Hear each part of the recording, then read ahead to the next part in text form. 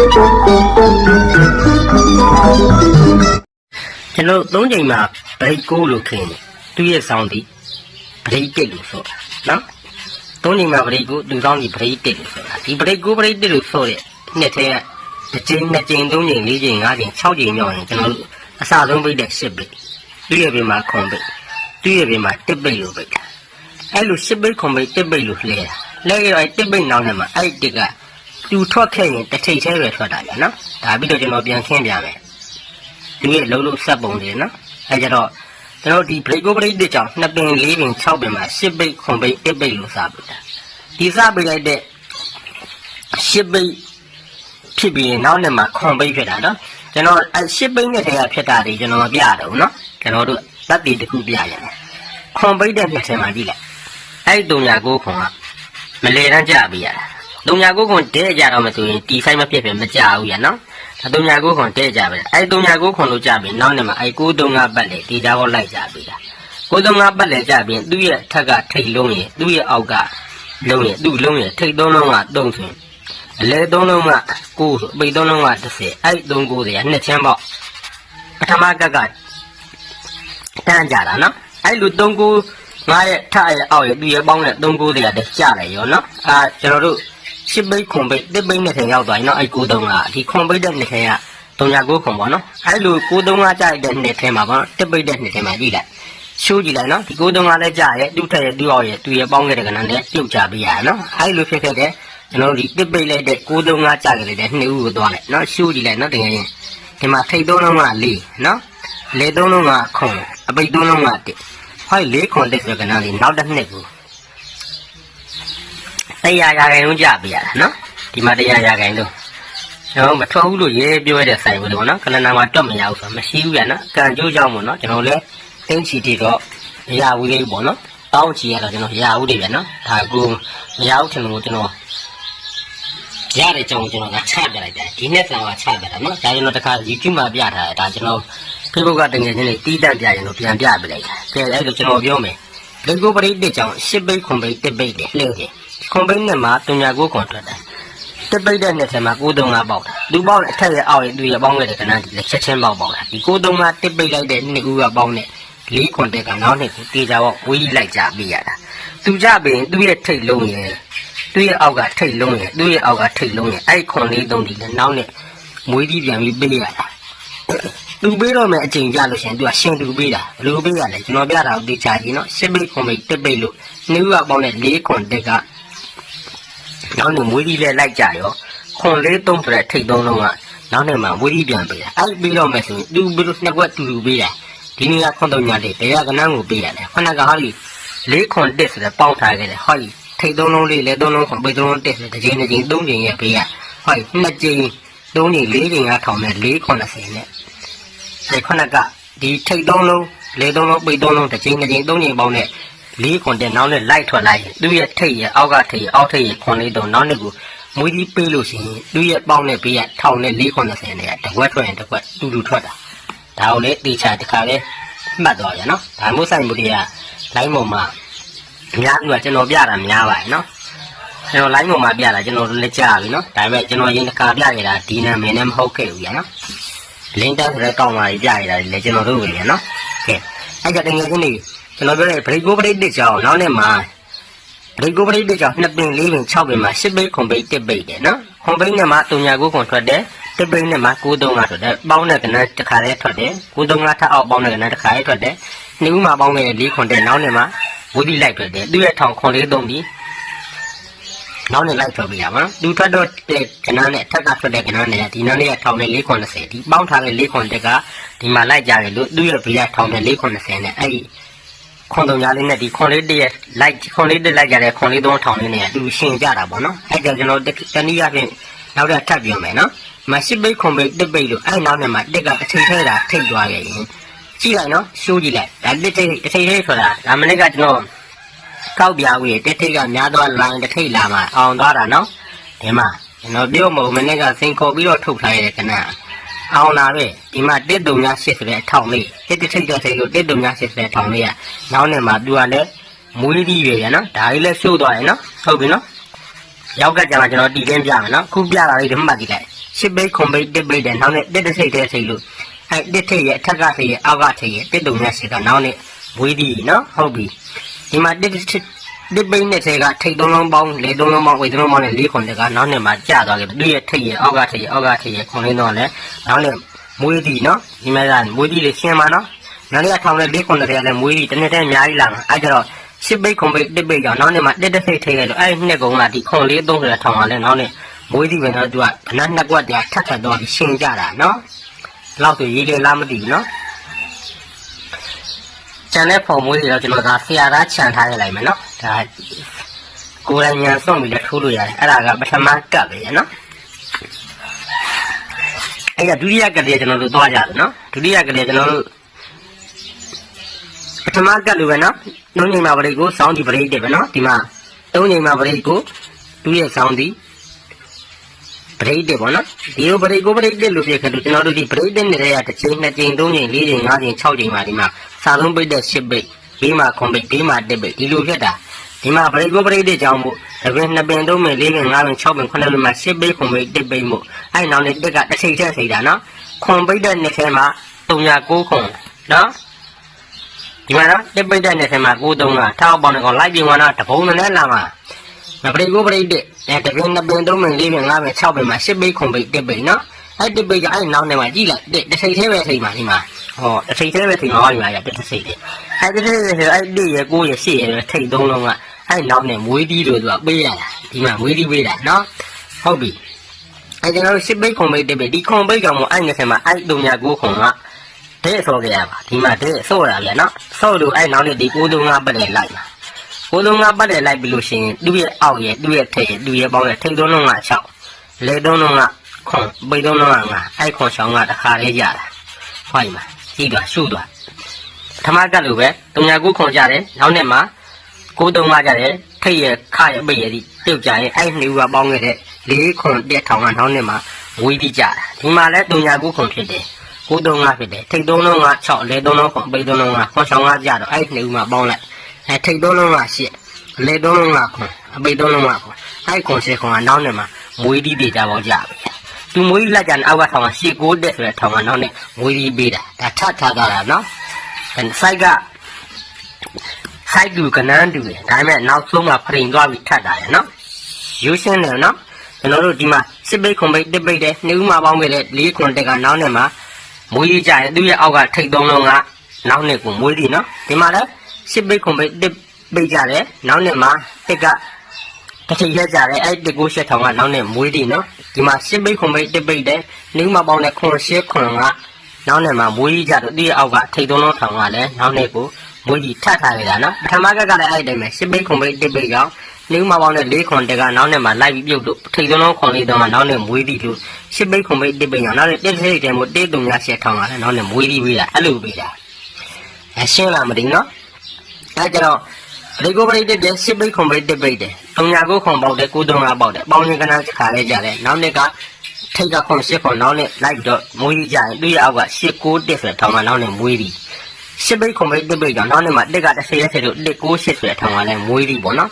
တနည်းအားဖြင့်တော့ဒီပေါင်းထားတဲ့ခွန်10ခွန်ကဒီမှာလိုက်ပြီးကြတယ်သူ့ရဲ့အောက်ကထိတ်သုံးလုံးကလည်း1-9-8ဖြစ်သွားတာပေါ့နော်စစ်ပိတ်ခွန်ပိတ်တစ်ပိတ်ကြောင့်နောက်နှစ်ကတက်က30ရက်ဆိုတော့1-9-8ကလည်းနောက်နဲ့မွေးပြီးတော့ကနန်းသွားထတာပေါ့နော်ပထမကလည်းကနန်းချတာပဲနော်ဒီလိုကနန်းသွားတယ်မှာ10ပိတ်ခွန်ပိတ်တစ်ပိတ်ကြောင့်နောက်နေ့မှာတစ်ထိတ်သေးဆိုတော့1-3-8ကမထပ်ဘူးရနော်ဘယ်နေရာသွားထတာ10ပိတ်ခွန်ပိတ်တစ်ပိတ်ကြောင့်နှူးမှာပေါင်းတဲ့4ခွန်တက်ကနောက်နေ့မှာလိုက်ကြတော့သူ့ရဲ့အောက်ကခွန်4-30ထောင်ကနောက်နေ့ကိုမွေးပြီးပေးတယ်လို့အဲ့ဒီ10ပိတ်ခွန်ပိတ်တစ်ပိတ်နောက်နေ့တစ်ထိတ်ကြောင့်အဲ့နှစ်ကုံကထိတ်သုံးလုံးထောင်20နဲ့23 24ထောင်နဲ့လိုက်တက်တာဒီမှာကျတော့သူက10ပိတ်ခွန်ပိတ်တစ်ပိတ်ကြောင့်နောက်နေ့မှာတက်ကတစ်ထိတဲ့ထိတ်တော့နှစ်ကုံကထောင်ခဲ့တဲ့ဒီမှာ4-5-3ဆိုတဲ့ထောင်ကနောက်နဲ့မွေးသည်ဗျာနော်ဒါဒီမှာမထက်ဘူးနော်ဒါကြတော့တင်ငယ်ချင်းကရှိုးကြည့်လိုက်ဗျာနော်ကဲဒီဆိုင်ရဲ့လုံးပုံနေနော်အဲ့ကြတော့ကျွန်တော်ဒီလင်းပြောနေတာကကျွန်တော်တို့ဒီမှာဘရိတ်ကိုဘရိတ်တဲ့10ပိတ်ခွန်ပိတ်တစ်ပိတ်တစ်ပိတ်မွန်အဲ့တစ်ပိတ်တဲ့နေဦးမှာပေါင်းတဲ့ထိတ်သုံးလုံးလေးလေသုံးလုံးပေါင်းခွန်ပိတ်သုံးလုံးပေါင်းတဲ့အဲ့4ခွန်တက်ကနောက်နဲ့မှာ4ခွန်တက်လို့လည်းကြာလာရောသူရဲ့ခွန်4-3အောက်ကထိတ်ကနောက်နဲ့ကိုကြာတော့မဲ့ချိန်ကြရင်သူနဲ့တူရှင်ကြတာသူရဲ့ဒီ4ခွန်တက်ပေါင်းတဲ့ဘေးက2ချိန်3ချိန်4ချိန်ရထိတ်4ခွန်တဲ့နဲ့အတူတူကြတာ ဒုတိယရောက်ကကလည်းမှာပရိကိုပရိတဲ့ရှစ်ပိတ်ခွန်ပိတ်တစ်ပိတ်ကြောင့်တစ်ပိတ်ရဲ့နေမှာပေါ့နော်ခွန်ရှစ်ခွန်ဆိုတဲ့ကဏ္ဍကနောက်နဲ့မွေးလိုက်ကြတာနဲ့မှာအောက်ကရှစ်ကိုတစ်ဆိုတဲ့ကဏ္ဍနောက်နဲ့မှာလိုက်ကြလိုက်သူရဲ့ပေါင်းရင်ကဏ္ဍခွန်ရှစ်ခွန်ရဲ့ဘေးက2ကြိမ်3ကြိမ်4ကြိမ်မှထောင်းတယ်ဟောဒီ665နဲ့ထပ်အောက်တကယ်လေးရတာအဲ့ကချဲမှာတန်ကြောင်းမူလာကြတော့မရအောင်ဆိုမရှိဘူးရတယ်နော်သူတို့လည်းရမ်းထွက်ထားတာမဟုတ်ဘူးကွန်ပျူတာကိုသေချာစီးပြီးတော့ထွက်ထားတာနော်ဘော်ဒီလုံးနိုင်ပြီးဘော်ဒီလုံးမထင်နဲ့အဲဒါလူပိန်းသားပေါက်ပြောပြရင်ဘော်ဒီလုံးလိုက်တယ်ဘော်ဒီလုံးမထင်နဲ့အဲ့ဒါကဒုတိယကတတိယရောက်ကကျွန်တော်ပြတတိယရောက်ကဒီမှာကျွန်တော်ကမတ်မှာကုလကရရေးတဲ့လူတွေ့ပြောတာနော်မတ်မှာကုလကရမရေးတဲ့လူတွေမပါဘူးရနော်2ကြိမ်မှာဗရိတ်ကို3ကြိမ်မှာဗရိတ်ကို2ကြိမ်မှာဗရိတ်တဲ့ဗရိတ်ကိုဗရိတ်တဲ့ကြောင့်1ကြိမ်2ကြိမ်3ကြိမ်4ကြိမ်5ကြိမ်6ကြိမ်မှာဟိုင်းမှာအစားဆုံး10ပိတ်ခွန်ပိတ်ဒီမဲ့10ပိတ်လောက်တာအဲ့လိုလောက်တာ10ပိတ်ခွန်ပိတ်10ပိတ်ကြောင့်ခွန်ပိတ်တဲ့ထဲမှာအဲ့3ညာကိုဒါကျွန်တော်ရတယ်ကြွားပြောတာမဟုတ်ဘူးနော်အဲ့3ညာကိုခွန်ပေါက်လို့နောက်နဲ့မှာ935လက္ခဏာလေးဒေတာပေါက်ပေါက်မှာဒါမှမဟုတ်100ရာခိုင်နှုန်းထိုင်မရတော့ပတ်လည်မို့ခင်ဗျာရှုံးလို့မရတယ်935ဟောဒီမှာ935ဘုဒ္ဓငါလည်းထွက်ရပေါင်းရထိတ်သုံးလုံးကိုလေသုံးလုံးကပိတ်သုံးလုံးကကိုငါတဲ့ကျွန်တော်တကုံဆိုရင်မကြဘူးနောက်တစ်ခါကိုသုံးငါပြန်ရတူလို့အောင်ခဲ့တယ်အဲ့ဒီအောင်မှာထိတ်သုံးလုံးက6အလေသုံးလုံးက10အပိတ်က9အဲ့6ကျော်ဟိုက်ချိန်မှာကျွန်တော်10ရိုးထိုးတာထွက်သွားတော့ဟိုက်ချိန်မှာထိုးတယ်ယုံလားမသိဘူးနော်မနေ့ကကျွန်တော်ပြန်တက်ထွက်စေထုတ်ခဲ့ရတယ်အောင်တယ်ဒါ3ညာ9ပုံကြတယ်ဒီလိုဖြစ်ပြီးကြတာဗလိုင်းကြတယ်မထင်နဲ့ဟုတ်ကျွန်တော်ပြလိုက်ကနာဆရာကနောက် site တရားခင်ဗျတောက်ကြီးတောက်တက်ပြတွေကခက်ရှားရှားရယ်နော်ဒါကျွန်တော်တခါတလေဒါစိတ်ပြက်ပါနေတဲ့ခါတော့ဆိုင်မကောင်းတာမပြတယ်ဒါဒီလိုဆိုင်မျိုးတွေကြည့်လိုက်ကျွန်တော်မပြရင် line ပေါ်မှာကြည့်ရဘူးနော်အိုးကြီးပဲနော်ပြောလို့ပြောတာမဟုတ်ဘူးအဲ့ဒါဘရိတ်ကိုဘရိတ်တဲ့ကြောင့်ရှစ်ဘိတ်ခွန်ဘိတ်တစ်ဘိတ်ကြောင့်အဲ့ဒီနှစ်ထဲမှာခွန်ဘိတ်နဲ့ထဲမှာ309ခွန်နောက်နဲ့မှာ935ကြအပေါင်းငန်းတန်းတခါတည်းပြုတ်ကြမှန်းဒီချိန်မှာကြတာကျွန်တော်ဒီချိန်မှာပထမဆုံးတွေ့ခဲ့တာက933နော်933လို့တင်းချီပေါ့ဒီ66ခွန်ပလန်ရဲ့ရှင်းကြည့်လိုက်ခင်ဗျားတို့933လောက်တဲ့လောက်တဲ့ဆိုင်ကတောက်တိတောက်တယ်ဘယ်လိုနေရာမှာလောက်တာဟိုက်မှာထိတ်သုံးလုံးက6 3ညာခါလို့ထည့်ဟိုက်မှာထိတ်သုံးလုံးက6 3ညာခါလို့ထည့်ထိတ်သုံးလုံးက6 3ညာခါလို့ထည့်အဲ3ညာခါလို့ထည့်လို့သူရ3ညာခါပြီး9ထိတ်အဲ့9ထိတ်ကဟောဒီ3ကို8ကဗရိတ်8 3ညာခါပြီး9ထိတ်ဟောဒီ3ကို8ကဗရိတ်8 3ညာခါပြီး9ထိတ်ဆို9ထိတ်ဟောဒီ3ကို8ဆိုတော့3ပိတ်ဗရိတ်8ဆိုတော့3ညာခါ9 3ညာ3တောက်တိတောက်တက်မှုကျွန်တော်ကသိမထိုးတာဟောလို့ဆိုဒီတောက်တိတောက်တက်တောင်ကျွန်တော်ကပေါင်းပြောပေါက်တယ်နော်ဒီမှာထိတ်သုံးလုံး6 3ညာခါထိတ်သုံးလုံး6 3ညာခါထိတ်သုံးလုံး6 3ညာခါ3ညာခါကြောင့်9ထိတ်4 3ညာ4ရ8ဗရိတ်8ဆိုတော့9ခါ3ညာခါမို့9ထိတ်8 3ညာ3ညာဆို8ဗရိတ်8ဆိုတော့3ခါဒီမှာ3ညာခါမို့9ထိတ်9 3ညာ3ဆိုတော့8ဗရိတ်8ဆိုတော့3ညာခါ9 3ညာ3ဒါပေမဲ့ကျွန်တော်တို့ကလေလောက်ရင်းနဲ့တော့မထိုးသေးဘူးနော်16ခွန်ကပိုကောင်းလားရှင်းကြည့်လိုက်နော်ဒီမှာရှစ်ဘိတ်ခွန်ဘိတ်တစ်ဘိတ်ခွန်ဘိတ်နဲ့မှာ3ညာကိုနောက်နဲ့မှာ935ပေါက်သွားပြီပေါင်းတဲ့60ခွန်တခါလေးအပြုတ်ဆူဆော်တာနော်ဒီချိန်မှကြော်သွားလို့နော်ဟိုလိုဆိုတော့ line ပေါ်ပြတော့မှာမဟုတ်ဘူးဒီပြောတာရဲအဲ့ကြတော့တခါခုနစီအောင်နေကြစင်မပြေဘူးပြစီအောင်နေစင်မပြေဖြစ်နေကဏ္ဍလေးတော့ပြတာကဲအဲ့ကြတော့ကျွန်တော်ဒီကြောတွေမရှိတော့ဘူးနော်ဘရိတ်ကိုဘရိတ်တစ်ကြောင်းရှစ်ဘိတ်ခွန်ဘိတ်တစ်ဘိတ်တဲ့ခွန်ဘိတ်နဲ့မှာ3ညာကိုခွန်ကြတယ်တစ်ဘိတ်နဲ့မှာ993ကြတယ်ထိတ်သုံးလုံး6လဲ38ဘိတ်ကအဲ့60ပုံဝီလိုက်ပေါက်လိုက်တာအဲ့ပေါက်လိုက်တဲ့နှစ်ဦးကကျွန်တော်တို့ပေါက်ကြည့်လိုက်ဒီမှာထိတ်သုံးလုံးက2လေသုံးလုံးက2အပိတ်သုံးလုံးကအဲ့2နဲ့ခွန်တယ်ကဏ္ဍကနှစ်ကကျွန်တော်100ရာခိုင်နှုန်းဆိုပြီးတော့ကျွန်တော်လောင်းချင်းမပယ်လောင်းရဲခဲ့တယ်ကဏ္ဍနော်ဒါကြွားတော့တာပေါ့အောင်သွားခဲ့တာအဲ့ site ကဆရာတွေသူ့ဟာနဲ့သူတော့တော်ကြပါရဲ့ဒါပေမဲ့တယောက်နဲ့တယောက် site တွေမတူဘူးเนาะကျွန်တော်တော့မှအဲ့ site အဲ့ဒီ site မျိုးမနေ့က site 20ကျော်တွေ့တယ်အဲ့ကဏ္ဍရဲ့ site ပေါ့နော်ကျွန်တော်ကထွက်သွားတာကဲအဲ့ဒါ break over ရှစ်ဘိတ်ခွန်ဘိတ်တစ်ဘိတ်ခွန်ဘိတ်နဲ့မှာ309ခွန်တစ်ဘိတ်နဲ့မှာ930ပေါင်းရကနာ60ခွန်လဲလိုက်တူတယ်အဲ့ဒီမှာပေါင်းတဲ့2ထိတ်သုံးလုံးနဲ့လဲသုံးလုံးနဲ့ဘိတ်ကခွန်2ခွန်လဲလိုက်တူသွားပြီအဲ့2ခွန်ကလိုက်တူသွားပြီဆိုတော့သူ့ရဲ့အောက်က2ထိတ်3ထိတ်3ထိတ်ဆိုတော့ဟာ2 3 3ဆိုတဲ့အထောင်လေးကလည်း2020နဲ့6ရာရင်မွေးသီးပဲဗျာနော်2020နဲ့6ရာရင်မွေးသီးပဲနော်အဲ့နဲ့3ကမွေးသီးဗျာနော်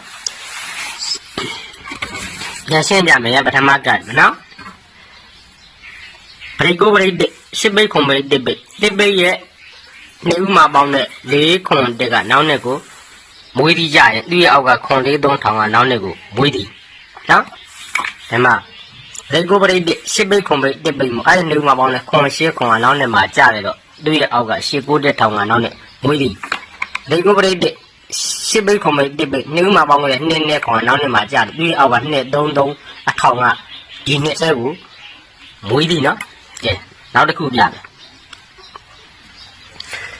ရှစ်ပိတ်ခွန်ပိတ်တစ်ပိတ်ကြောင့်နောက်နဲ့မှာတက်ကတစ်စိတ်တည်းထိလို့အဲ့138ထောင်ကနောက်နဲ့ကိုမွေးသည်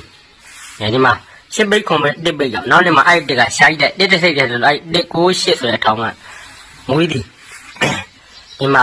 ရှစ်ပိတ်ခွန်ပိတ်တစ်ပိတ်ကြောင့်မနေ့ကတက်ကတစ်စိတ်သေးထိသွားလို့ကျွန်တော်ပြောခဲ့ဘူးလေဟောဒီမှာထွက်တဲ့တစ်ထိတစ်စိတ်သေးဆိုတာအဲ့တစ်ထိဆိုတော့ဟော186ဆိုတဲ့အထောင်ကဟော2020နဲ့6မွေးသည်အဲ့ဒါ